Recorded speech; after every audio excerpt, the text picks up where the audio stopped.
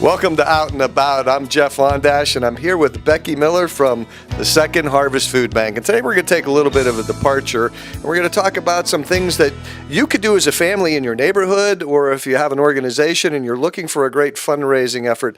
There's, in my heart, there's no better one than the Second Harvest Food Bank. It's staggering, Becky, that in the Mahoning Valley, how many people go hungry? Over 89,000 people in our community are at risk for hunger in our Columbiana, Mahoning, and Trumbull counties. Our food pantries and soup kitchens are filling nearly 15,000 requests each week from people right here in the valley.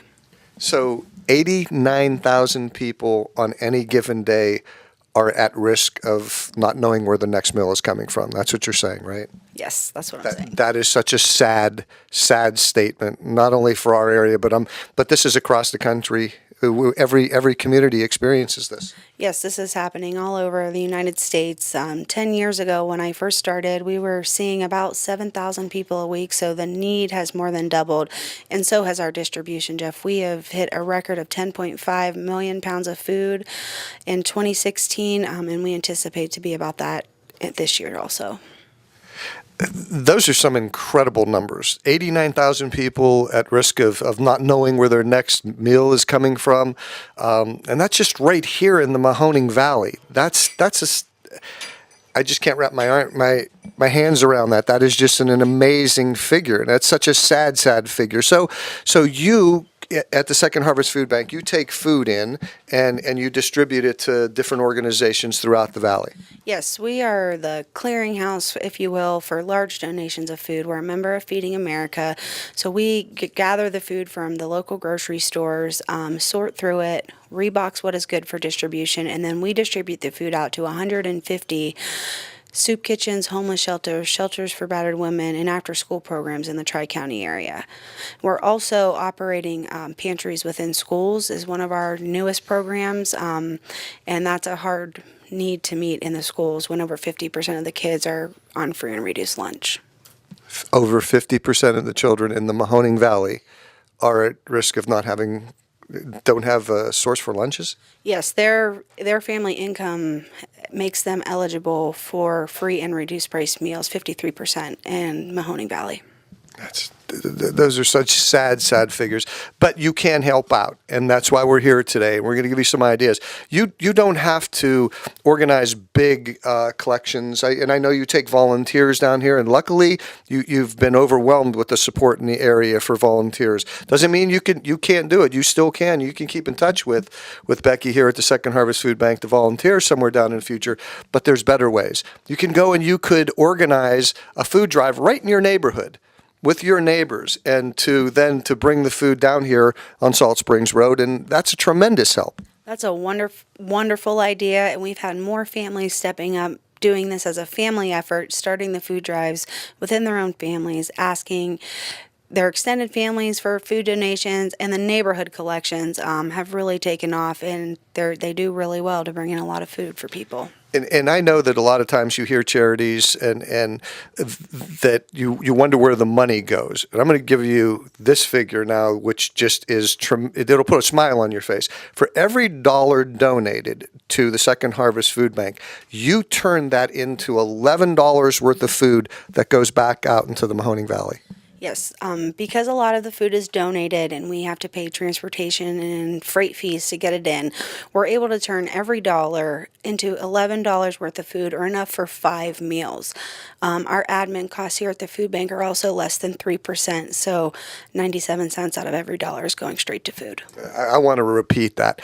A lot of charities, unfortunately, we won't get into that because that's a whole different conversation, but 97%, 97 cents of every dollar is going to feed people right here in our community.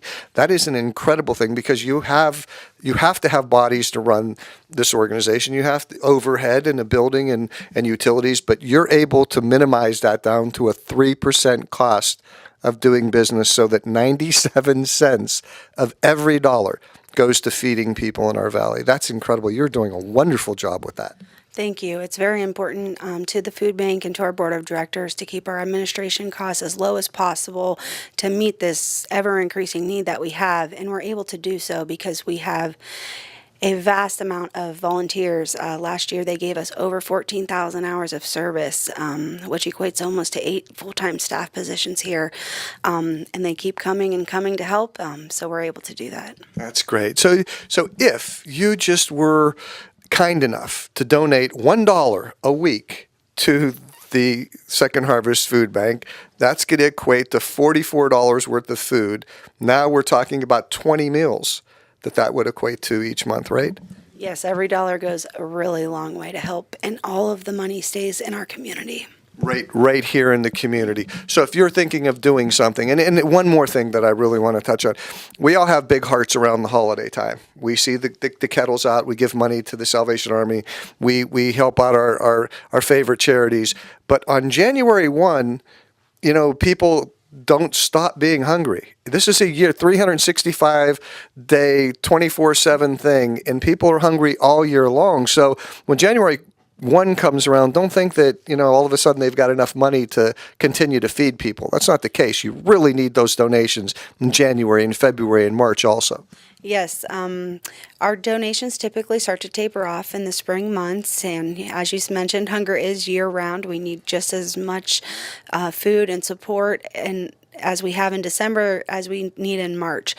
So we're always looking for folks to come on, sign up, do food drives, come in and volunteer. Our next biggest campaign takes place in March and April, so we're looking for everyone to come out and take part in this campaign. Okay, so what I'd like to say is this. If you could give up 1 cup of coffee, which is going to cost you $5, just 1 cup of coffee a month, okay? That $5 is going to equate to 25 meals. It's going to be turned into $55 worth of food for the Second Harvest Food Bank by just giving up 1 cup of coffee.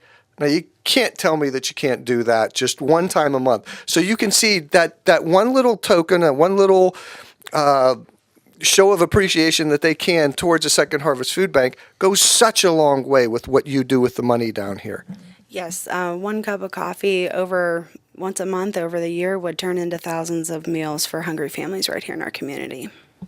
1 cup of coffee, $5 a month. I think we all can do that. And especially when 89% of our friends and neighbors that you might think aren't going hungry, but they are, our friends and neighbors that need our help, I think we could all afford that little token and that $5 by, just think if every family did that, we could almost eliminate hunger in this valley.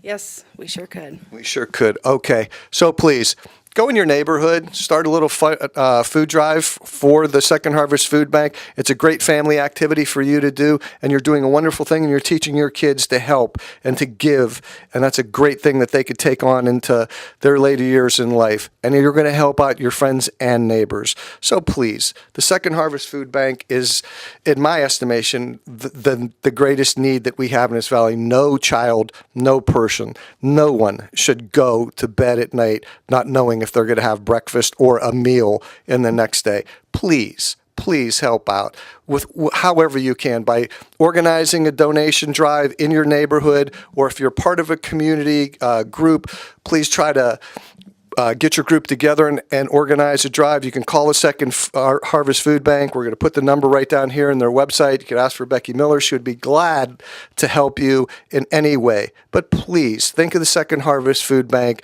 Don't take for granted just because you have a meal every day that the person living next to you also does.